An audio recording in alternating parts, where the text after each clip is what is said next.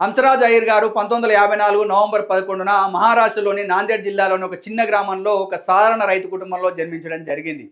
ఆయన చదివింది కేవలం ఎస్ఎస్సి వరకు మాత్రమే అయినప్పటికీ ఆయన కలలు మాత్రం దేశాన్ని మార్చాలనే దిశగా ప్రయాణం చేశాయి. భూమిలో చెమటోడ్చి జీవించిన ఈ రైతు గుండెల్లో దేశం, రైతులు, ఓబీసీలు ఉన్నారు. ఇదే ఆయన జీవన పంత, సేవ మరియు సామాజిక న్యాయ పంత. 1980లో రాజకీయాల్లోకి అడుగుపెట్టిన హంసరాజ్ అహిర్ చందాపూర్లో ఆర్ఎస్ఎస్ జనసంఘ్లతో పనిచేస్తూ బీజేపీ యువమోర్చా అధ్యక్షుడిగా ఎదగడం జరిగింది. రైతుల సమస్యలు, ఓబీసీ హక్కులు ఇవే ఆయన మొదటి లక్ష్యాలు. 1994లో మహారాష్ట్ర లెజిస్లేటివ్ కౌన్సిల్ సభ్యుడిగా ఎన్నికై రాష్ట్ర స్థాయి అనుభవం సంపాదించారు.